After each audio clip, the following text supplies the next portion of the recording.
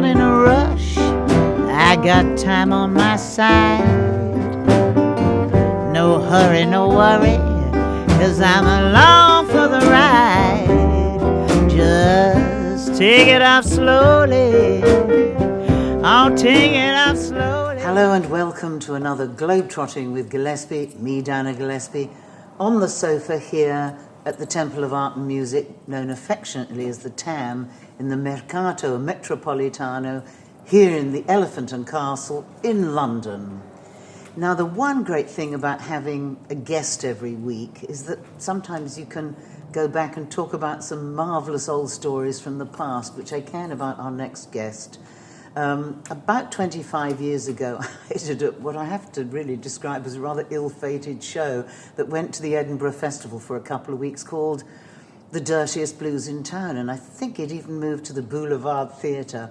And every night on stage, I had to simulate a sort of blowjob with the gentleman that's sitting next to me. I can't remember if I sang into his crutch and he played the trumpet, but maybe he can remind me.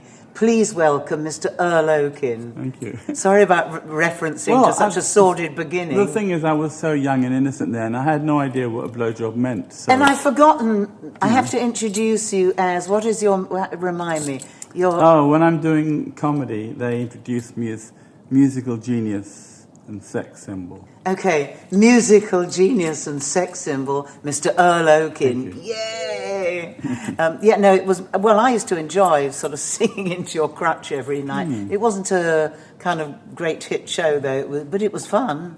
Yeah, I remember I had to rush to where you were, because I was doing 2 shows daily, and then you were in between, so I was rushing around like I was young. A sandwich. Then. I was young then.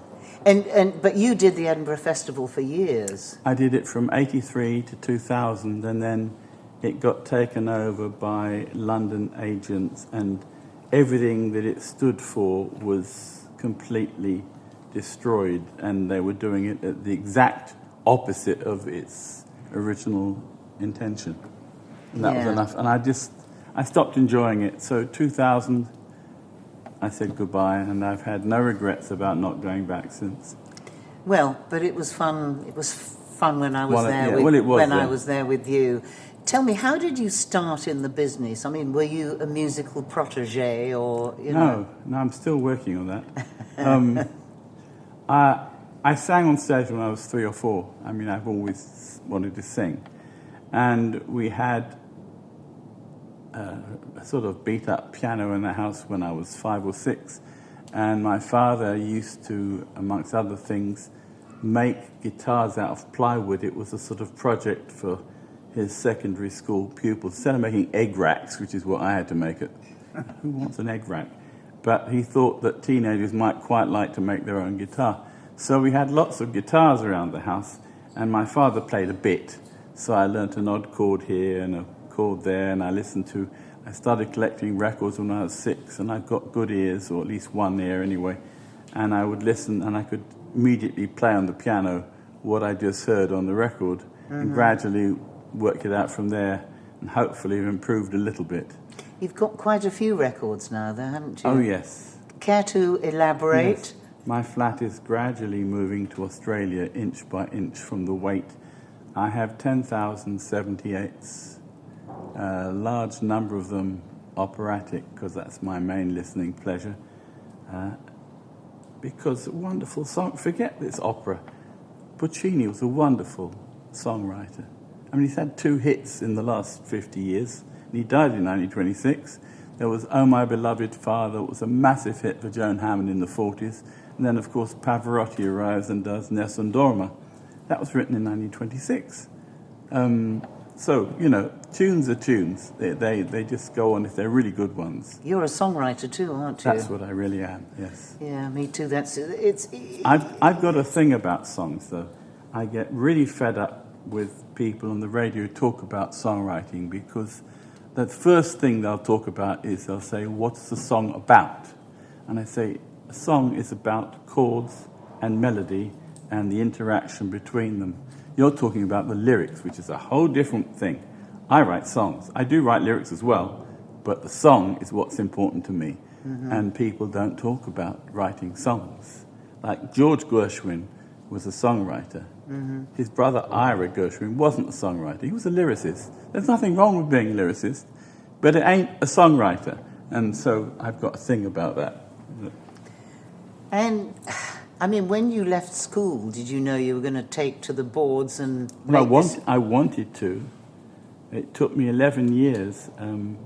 First of all, I went to university, got my degree, and I made a big mistake, because in the middle of that, I got involved with a gentleman called Dick James. Dick James Music? Yes. Publisher of Elton John Well, and many others. Later on, the Beatles was more important. Yeah, well, yes. Had I not finished my degree but gone with him, he would have spent the money on me and not Elton John, and we probably wouldn't be sitting here. I might be, but you wouldn't. The other thing is, I got on with Dick very well. I thought he was a lovely man, and Elton didn't. Yeah. Part of that was that Dick James' generation was really uncomfortable with people who were gay. And they didn't mean it in a nasty way, but they really... My father was the same. He was uncomfortable with it. And but they didn't get on anyway. I got on with Dick like a house on fire. He was a lovely man. We had the same sense of humour. And he was a very tolerant person. He was also ahead of the game. He had his own little recording studio. Nobody had a recording studio in their office in those days. He did. Well, you did in Tin Pan Alley in Denmark Street. People had offices. Was that where he was? Round the corner. Yeah. Well, that was where all the publishers were. He had an 8-track, and he would, instead of just, giving out a recording of a voice and a piano, it would be a voice and, strings, rhythm section, so that when first of all, the fact that he represented the Beatles helped. But when he sent them, they got a real demo. I've still got the demos. I still like those demos. They're well arranged, whoever did it. Demos on acetates. Yes. Yeah, because you see, some people don't know what an acetate is. I got a fan wrote to me and said, "Why has this record got such bad quality?" And I said, "It's an acetate," and they didn't know what it was, because acetates only play about 5 times, and they're flipping heavy. Not if you treat it well. I've still got some that play. It's a disc of metal covered with this gunge, and it's sort of cut into that. Yeah. So you wrote your songs on that. So if you didn't go with him, then what happened? The next thing in your career? Well, no. The trouble was, by the time I finished my degree in philosophy, so useful. It was too late, and he was doing all the work with Elton. So I became a schoolmaster, and 11 years later, having done all the folk clubs all through the 70s, I met a gentleman called John Jones, who ran the biggest folk club of them all, the Half Moon Putney. Oh, yeah, and I know that place. Yeah, and he used to gradually got me gigs as support act with people like Ralph McTell, Fairport Convention. And it spread from there, and my name sort of got around that I was a good support act to hire. So then I did, in 79, which was my sort of breakout year, in May I toured with Van Morrison, who is a strange man. Yes. But I think he's basically a nice chap, but he just found the strain of fronting everything a bit, and he'd be taught like a bowstring. And then, cut a long story short, that winter, through somebody I'd met at one of the Fairport Convention gigs, they said, "Oh, you've got to meet this drummer, you see, because he likes Louis Jordan like you do." Yes, love Louis Jordan.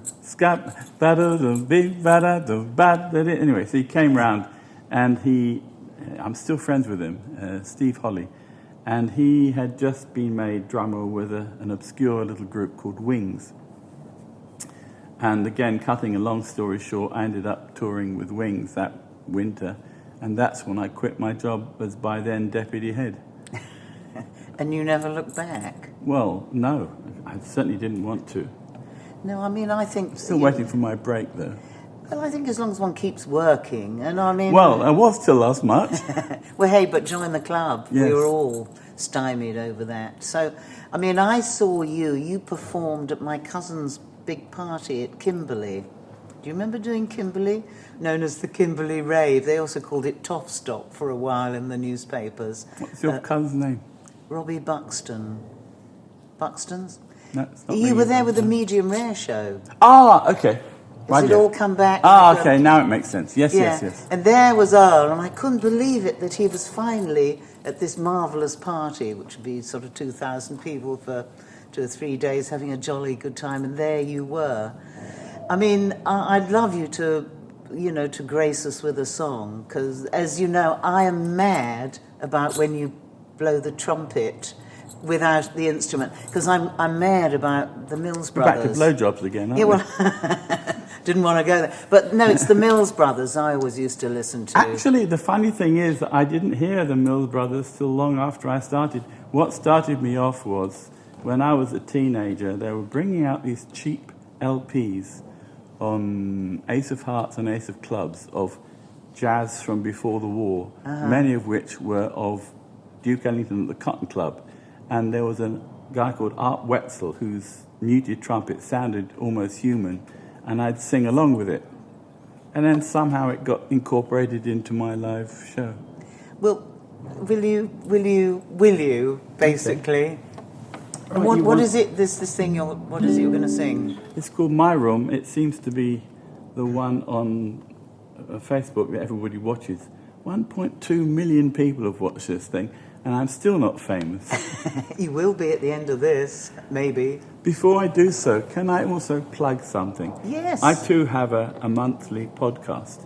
It's a sound-only one. I do it once a month, and I play 6 of my 78s, and I give them one of my tracks at the end, and it's called Earl Okin's Gramophone Show, because I think these 78s should be listened to, and there's some fantastic stuff on it. So there you are. Okay. Does it go out on a particular day? First of every month it starts. Right. I shall look for it. But, the other ones don't go down. You can scroll back and listen to every one of them. Okay, so I get six rare tracks every time. Yes. With you chatting in between, explaining who they what, were, where. why. Yeah. I think that's important. And if you like that one, you can go back and listen to the last ones, and there's 140 of them now. Good Lord. Yeah, I came to your house because you've lived in the Portobello Road for years and years and years. It's a long time there now. So I've been there, but your parents were still alive when I'd been there when they weren't, a few years ago when I went to see my father you. died in 94.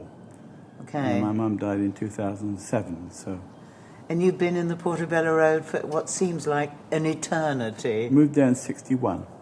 And don't feel like moving ever. Absolutely not. No, not with all your records. Well, and please play us that song which everyone likes. Right. Do you need some water or you? No, it's just Okay.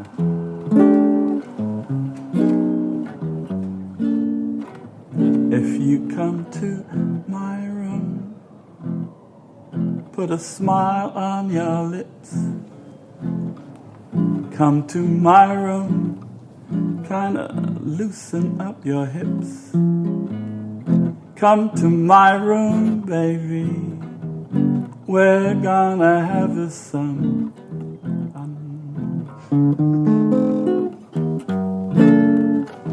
If you come into my room, you'll hear that closing door once you're in my room. Feel those clothes slip to the floor. Come to my room, baby. We're gonna have some fun.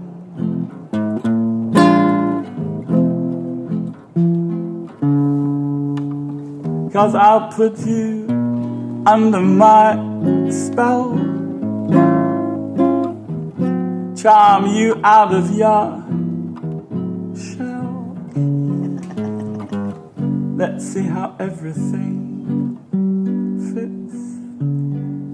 Then I'll do everything you want and give you the shivery bits. Just come to my room. Make no plans to get away once you're in. I wanna stay there every day. Come to my room, baby. We're gonna have some fun.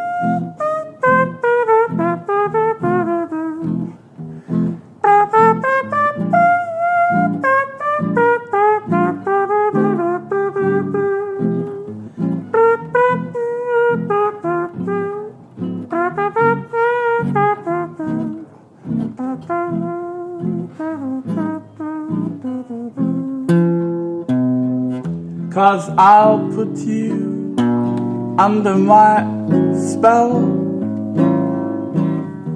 charm you out of your shell.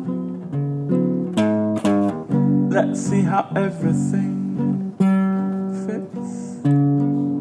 Then I'll do everything you want and give you the shivery bits. If you come to my room, make no plans to get away. Once you're in my room, you'll wanna stay there every day.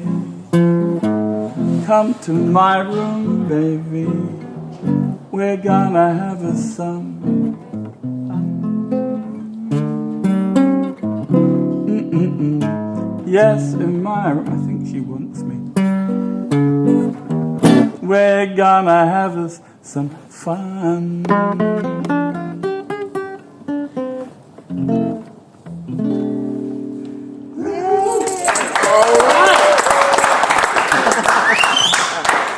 Oh, it's marvellous. And I never thought I would ever say, I wish I could do that with my mouth. There you go. The trumpet playing, of course, I'm referring to. Of course.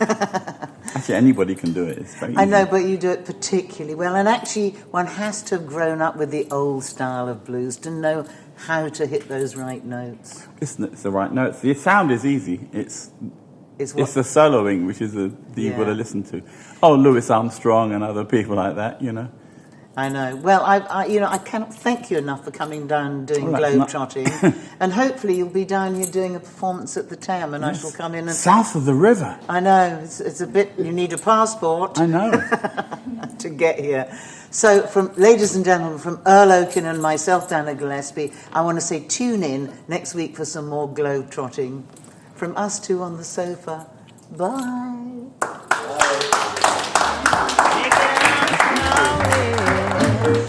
Take it out slowly. Oh, you sure know how to make it tea.